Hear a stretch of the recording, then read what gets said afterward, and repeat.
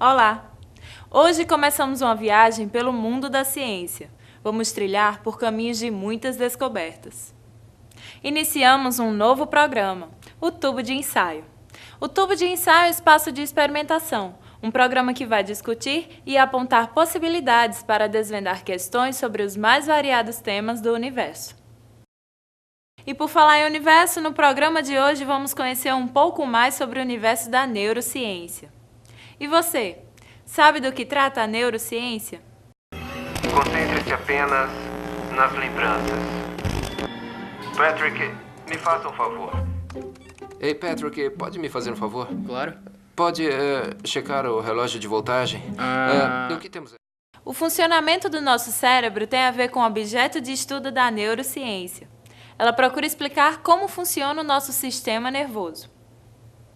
Observem que a personagem não consegue dormir.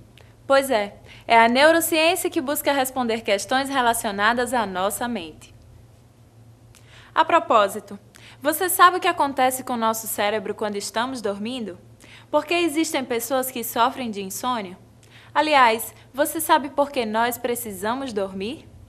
A gente dorme porque o corpo necessita disso, né? É uma necessidade fisiológica. O cansaço das 12 horas, né?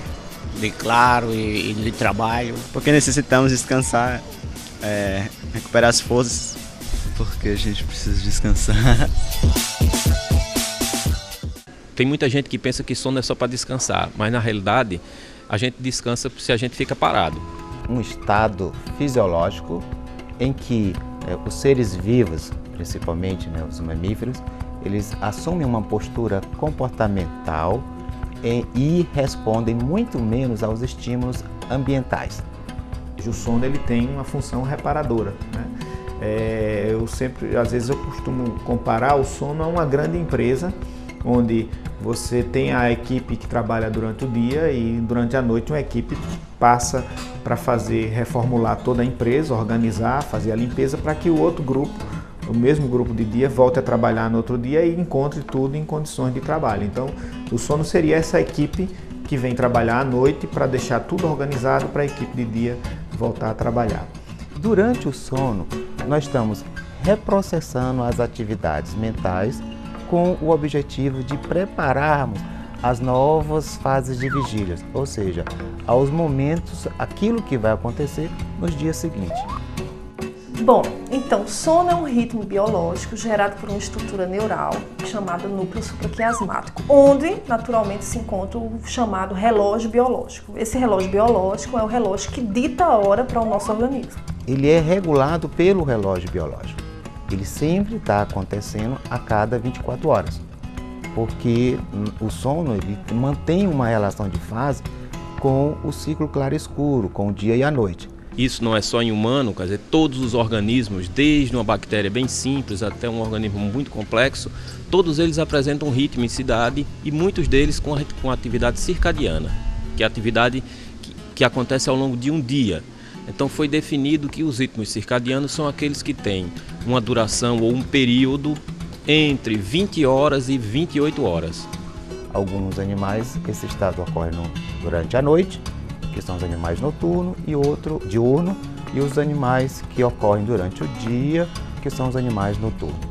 Se você olhar, por exemplo, um rato, o sono dele é curto, tá certo? Ele dorme um determinado intervalo, acorda, fica um pouco ativo, vai dormir novamente, fica um pouco ativo, embora ele vá ter predominância de sono durante o dia e predominância de atividade durante a noite, porque ele é um animal noturno. Existem várias coisas acontecendo durante o sono. Nós temos a secreção de um hormônio chamado melatonina. A melatonina é que vai indicar para o núcleo supraquiasmático, a partir dessa secreção no organismo, de que é escuro. Então, se é escuro, o núcleo entende e dá ordem para o organismo que é hora de dormir. Antigamente, acreditava-se que o sono era simplesmente um fenômeno passivo, que o cérebro ficava com menor atividade. Hoje nós sabemos que é diferente. Então, durante o sono, o cérebro trabalha, em alguns momentos, mais do que ele trabalha do que a vigília. Isso é porque os neurônios eles não estão trabalhando menos, o que eles estão é trabalhando em sincronia. Então são aqueles grandes né, grupos de neurônios trabalhando em conjunto. Na hora de acordar, eu vou ter outros hormônios relacionados, entre eles o hormônio cortisol. Então, o cortisol vai sinalizar para o núcleo supraquiasmático de que é hora de acordar. O nosso corpo gasta energia durante o dia inteiro, por isso precisa repousar para recarregar as baterias. Mas o que acontece quando não dormimos ou quando dormimos menos do que precisamos? That lights up at night. I wish I may. I wish I might. Dormir bem é fundamental para se ter uma vida saudável. É através do sono que repomos as energias gastas durante o dia e alcançamos o merecido descanso físico e mental. No entanto, para muitas pessoas, ter uma boa noite de sono é uma tarefa complicada. Segundo a Organização Mundial da Saúde, 40% da população sofre com alguns dos mais de 80 distúrbios do sono. O mais comum deles, a insônia. E você? Como se sente depois de uma péssima noite de sono? Horrível, horrível, é visível o cansaço. Muito ruim, muito cansado, fico dormindo nos cantos, tentando dormir. Tenho que dormir de 7 a 8 horas. Se eu dormir menos do que isso, meu dia não rende bem. Mais indisposto, me morrendo de sono. Bom, a insônia ela pode ocorrer basicamente de 4 formas. Uma é a dificuldade para iniciar o sono, a outra seria a dificuldade para manter o sono, né? A outra seria um despertar precoce, aquela pessoa que dorme, adormece com facilidade, mas acorda de madrugada e não consegue mais dormir. E uma quarta forma seria aquela pessoa que acorda com sensação de que não dormiu bem. O tratamento adequado é fundamental para combater a insônia. Sem ele, o problema pode se agravar ainda mais e o paciente pode apresentar uma série de sintomas crônicos, como falha de memória, estresse, irritabilidade, sonolência, cansaço, alteração hormonal e até depressão. A insônia, ela tanto pode ser classificada enquanto doença, quanto ela pode ser classificada enquanto sintoma. Sintoma de alguma doença, exemplo, neurológica, de algum tipo de medicação que você esteja tomando e que seja efeito colateral. Mas eu também posso ter uma insônia enquanto quadro nosológico, ou seja, enquanto uma classificação de doença.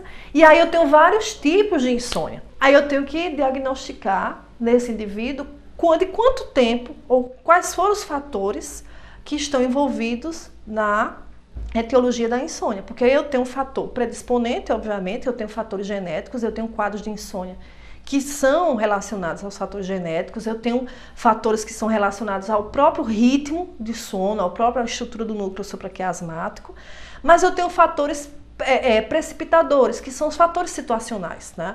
Um luto, um horário de trabalho inadequado, uma preocupação financeira, um desemprego. Então são fatores que são temporários e que fazem o indivíduo perder o sono.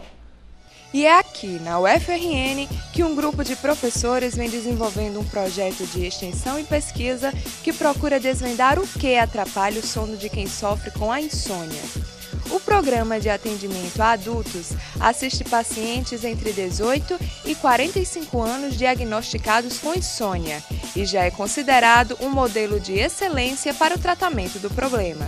E a gente faz sessões individuais e sessões grupais. Ou seja, então, o paciente inserido e diagnosticado com um quadro de insônia e principalmente onde a gente percebe que a medicação não surte mais efeito porque a medicação, inclusive, tem um prazo de tolerância, né? Depois de um certo tempo, no máximo 3 meses, ele ocasiona um efeito rebote, ou seja, aquele sintoma que você tinha inicial vem em dobro. E você percebe que aquele indivíduo está tendo hábitos comportamentais inadequados que fazem persistir, fazem manter a sua insônia. Aí o ideal é você ter no grupo tanto o neurologista quanto a psicóloga. O neurologista explicando as razões do ponto de vista orgânico, discutindo as condições médicas, a avaliação clínica, e aí o psicólogo já trabalhando a parte comportamental. E é isso que a gente tem realizado aqui. Melhor prevenir do que remediar. Sendo assim, aí vão algumas dicas importantes para que a qualidade do nosso sono seja bem preservada. Uma coisa que a gente faz que é bem interessante é a chamada higiene do sono. Então, a higiene do sono nada mais é do que pensar da mesma forma que eu tenho que ter hábitos de higiene em relação ao meu corpo, eu tenho que ter hábitos de higiene em relação ao meu sono.